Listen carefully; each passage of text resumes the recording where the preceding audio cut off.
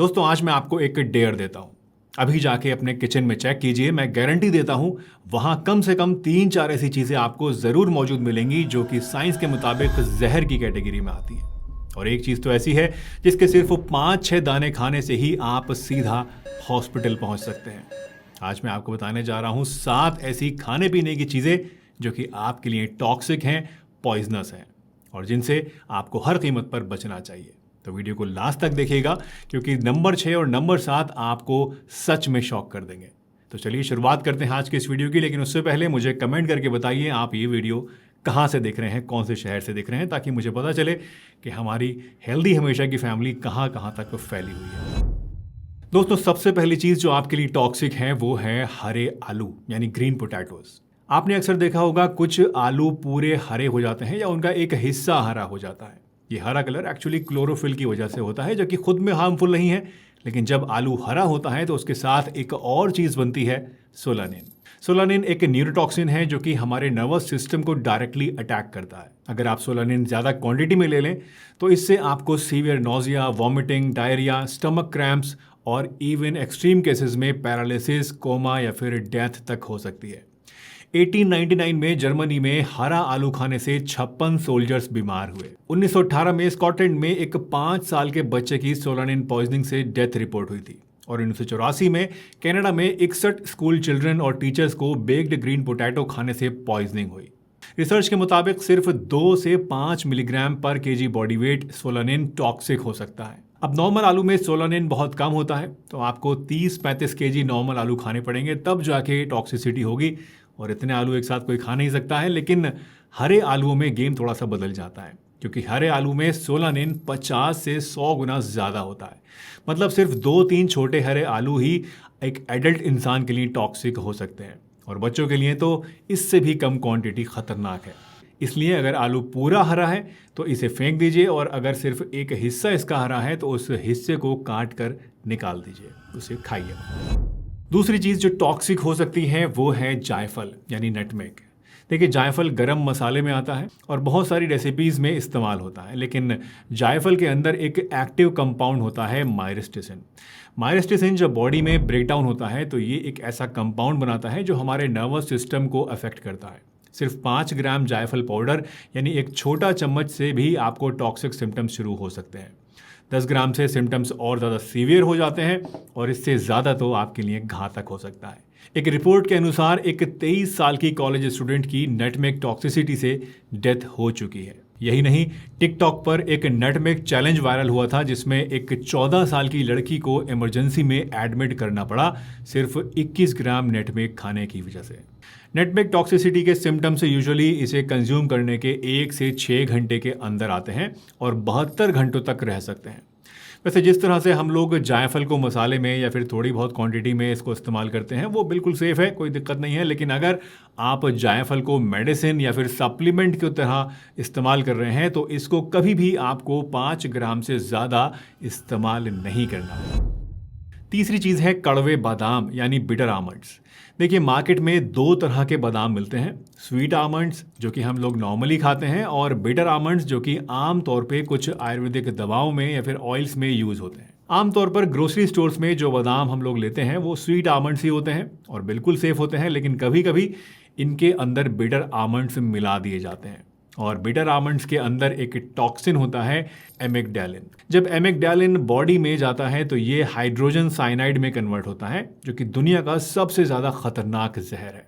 Research कहती है कि सिर्फ 6 से 10 कड़वे बादाम एक एडल्ट में सीवियर पॉइजनिंग कर सकते हैं और बच्चों के लिए तो ये जानलेवा भी हो सकता है। इसलिए अगर बादाम का टेस्ट आपको थोड़ा सा भी कड़वा लगे तो उसे बिल्कुल मत खाइए। हमेशा अच्छी क्वालिटी का ट्रस्टेड ब्रांड का स्वीट आमंड ही खरीदें और उसी को इस्तेमाल करें। चौथी चीज़ बहुत कम लोगों को पता है, एप्पल और चेरी के बीज।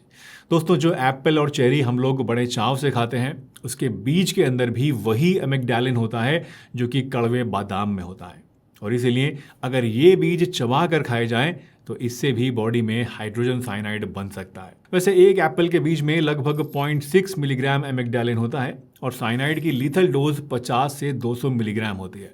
इसलिए अगर एप्पल के साथ आप कभी कभार इसके बीज को गलती से चबा कर या निकल जाते हैं तो कोई दिक्कत नहीं है, लेकिन अगर आप रेगुलरली इन बीजों को चबा कर खा रहे हैं या फिर कई बार हम लोग शेक्स में एप्पल को जब डालते हैं तो उसके बीज भी साथ में पिस जाते हैं, या उसका जूस जब निकालते हैं तो बीज साथ में पिस जाते हैं, तो इससे ये जो साइनाइड है ये धीरे धीरे हमारी बॉडी के अंदर एक्यूमुलेट हो सकता है। और चेरी के बीज में तो एमिग्डालिन और भी ज़्यादा क्वांटिटी में होता है, 3.9 मिलीग्राम पर ग्राम तक। तो एप्पल खाते वक्त बीज कभी मत खाइए, और अगर गलती से निगल भी ले तो वैसे तो कोई दिक्कत नहीं है क्योंकि साबुत बीज डाइजेस्ट नहीं होता है, लेकिन बीज कभी भी आपको चबा कर नहीं खाना है। और चेरी के बीज तो आपको बिल्कुल भी नहीं खाने हैं। और स्मूदी वगैरह बनाते वक्त एप्पल के बीज को पहले निकाल लें, या शेक या जूस निकालें तो पहले एप्पल के बीज को निकाल लें, उसके बाद ही इसके आप जूस को निकालें, ताकि इसके बीज के अंदर का जो पॉइजनस सब्सटेंस है वो आपकी बॉडी में ना पहुंचे। पांचवी चीज़ है कच्ची या फिर अधपकी राजमा। कच्ची राजमा के अंदर लैक्टिन नाम का एक टॉक्सिन होता है, और सिर्फ 5 से 6 दाने कच्ची राजमा के खाने से आपको सीवियर टॉक्सिसिटी हो सकती है। वैसे दोस्तों, हम में से कोई भी कच्ची राजमा तो कभी खाता नहीं है, लेकिन सबसे खतरनाक बात यह है कि अगर गलती से भी राजमा अच्छे से नहीं पके हैं या हल्के से कच्चे रह गए हैं तो, या गली नहीं है अच्छे से, तो कई बार हम उसे फेंकते नहीं हैं, खा लेते हैं, सोचते हैं कि ठीक है क्या वेस्ट करें, बट ये हमारे लिए घातक हो सकता है। क्योंकि थोड़ी सी भी कच्ची रह गई राजमा अगर होती है तो उसके अंदर लैक्टिन का कंसंट्रेशन 5 गुना तक बढ़ जाता है। मतलब अधपकी राजमा कच्ची राजमा से भी ज़्यादा खतरनाक होती है। इसलिए राजमा को हमेशा पहले 1 से 2 घंटा पानी में भिगो दीजिए और फिर तेज़ आंच पर अच्छे से इसको आप पका लें। ज़्यादा बढ़िया है कि प्रेशर कुकर में पकाएं ताकि कच्चे रहने का कोई मसला ही ना रहे, बट अगर वैसे भी पकाते हैं तो मेक श्योर कि आपकी राजमा अच्छे से पक गई है। अधपकी राजमा बिल्कुल भी आपको कभी भी नहीं खानी है। अब दोस्तों, नंबर 6 सुन के आपको थोड़ा सा शौक लगेगा। जी हाँ, 6th चीज़ है ब्राउन राइस। वही ब्राउन राइस जिसको हम लोग वाइट राइस से ज़्यादा हेल्दी मानते हैं, और एक्चुअल में होता भी है हेल्दी। मैं ये नहीं कह रहा हूँ कि ब्राउन राइस बुरा है या आपको बिल्कुल नहीं खाना चाहिए, लेकिन अगर आप इसे गलत तरीके से इस्तेमाल करते हैं तो ये आपके लिए ख़तरनाक हो सकता है। ब्राउन राइस के अंदर आर्सेनिक का कंसंट्रेशन वाइट राइस के मुकाबले में कई गुना ज़्यादा होता है। आर्सेनिक एक टॉक्सिक सब्सटेंस है जो कि कार्सिनोजेनिक है, यानी ये कैंसर पैदा करने का काम करता है। दरअसल चावल की खेती में जो फर्टिलाइजर्स और पेस्टिसाइड्स यूज होते हैं उनमें आर्सेनिक बहुत ज़्यादा होता है। चावल दूसरी क्रॉप्स के मुकाबले में आर्सेनिक को एब्जॉर्ब भी ज़्यादा करता है, जिसकी वजह से इसमें आर्सेनिक की क्वांटिटी ज़्यादा पाई जाती है। अब वाइट राइस में प्रोसेसिंग के दौरान क्या होता है कि कुछ आर्सेनिक निकल जाता है, साफ़ हो जाता है, लेकिन ब्राउन राइस में आउटर ब्राउन लेयर जो होती है वो मौजूद रहती है, जिसमें कि आर्सेनिक का कंसंट्रेशन हाई होता है। और आर्सेनिक की सबसे खतरनाक बात यह है कि ये बॉडी में धीरे धीरे एक्यूमुलेट होता रहता है। थोड़ी थोड़ी क्वांटिटी भी आपको रोज़ाना अगर लेते हैं तो ये जमा होने के बाद एक टाइम पर आकर आपके लिए घातक हो सकती है। इसलिए चावल पकाने से पहले इन्हें हमेशा साफ़ पानी से 4 से 5 बार ज़रूर धो लें। बेहतर है कि इनको कुछ देर पानी में भिगो दें और उसके बाद उस पानी को फेंक कर साफ़ पानी डालकर उस पानी में ही इसको आप पकाएं। तो इससे क्या होगा कि आर्सेनिक काफ़ी हद तक इसमें से कम हो जाएगा। और अगर आप डेली राइस खाते हैं तो ब्राउन राइस और वाइट राइस दोनों को अल्टरनेट करते रहें। यानी ऐसा नहीं कि हर रोज़ रोज़ आप ब्राउन राइस ही खाएं, एक दिन ब्राउन राइस खाएं तो आप एक दिन वाइट राइस खाएं। इस तरह से अल्टरनेट करते रहेंगे तो आपको कोई दिक्कत इससे नहीं आएगी। और दोस्तों, आखिरी और सबसे शॉकिंग चीज़ है हल्दी। जी हाँ, हल्दी, जिसको हम लोग इंडियन कल्चर में गोल्डन स्पाइस कहते हैं, जिसे हम लोग हर चीज़ का इलाज मानते हैं। यही हल्दी अगर गलत ढंग से ली जाए तो ये ख़तरनाक भी हो सकती है। देखिए, खाना पकाने में जो थोड़ी सी हल्दी हम लोग इस्तेमाल करते हैं, या फिर थोड़ी सी हल्दी जो आप दूध में डालकर या पानी में मिलाकर इस्तेमाल करते हैं, वो बिल्कुल सेफ़ है, उसमें कोई भी प्रॉब्लम नहीं है, बल्कि ये बेनिफिशियल है। लेकिन आजकल एक ट्रेंड चल रहा है कि लोग हल्दी को नेचुरल फॉर्म में लेने की बजाय इसके हाई डोज सप्लीमेंट ले रहे हैं। करक्यूमिन कैप्सूल्स और टर्मरिक एक्सट्रैक्ट आपको आजकल मार्केट में बहुत ही आसानी से मिल जाएंगे। हर स्टोर में आपको रखे हुए ये मिल जाएंगे। अमेरिका की drug induced liver injury network ने 10 कन्फर्म्ड केसेस रिपोर्ट किए हैं, जिनमें सिर्फ हल्दी सप्लीमेंट से लोगों को सीवियर लिवर डैमेज हुआ। और एक केस में तो 36 साल की एक औरत का बिलिरुबिन 19 और ALT जो था वो 1319 तक पहुंच गया था।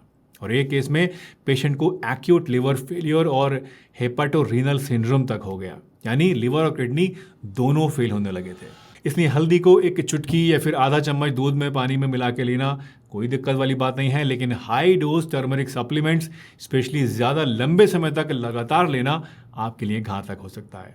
और अगर आपको फटीग, डार्क यूरिन या फिर पीली स्किन दिख रही है तो तुरंत अपने डॉक्टर से मिलें और इस सप्लीमेंट को आप फ़ौरन बंद कर दें। तो दोस्तों ये थे 7 टॉक्सिक फूड्स जिनके बारे में आज आपने जाना। याद रखिए, इन सब चीज़ों से बचना बहुत मुश्किल नहीं है, बस थोड़ी सी जानकारी और थोड़ा सा प्रिकॉशन चाहिए। अगर ये वीडियो आपको पसंद आई हो, इससे कुछ भी नया आपने सीखा हो, तो इस वीडियो को लाइक ज़रूर कीजिएगा, सबके साथ शेयर कीजिए ताकि बाकी लोग भी इन चीज़ों के बारे में जान सकें, आपके घर परिवार में लोग सतर्क हो सकें और अपनी सेहत का ज़्यादा अच्छे तरीके से ध्यान रख सकें। चैनल पर नए हैं तो सब्सक्राइब करना मत भूलिएगा और बेल आइकन ज़रूर प्रेस कीजिए ताकि हर नई वीडियो की नोटिफिकेशन आपको मिलती रहे। मैं आपसे मिलूंगा एक नई वीडियो में, तब तक के लिए अपना ध्यान रखिए, हंसते रहिए, मुस्कुराते रहिए, रोज़ कुछ ना कुछ नया सीखते रहिए ताकि आप रह सकें हेल्दी हमेशा।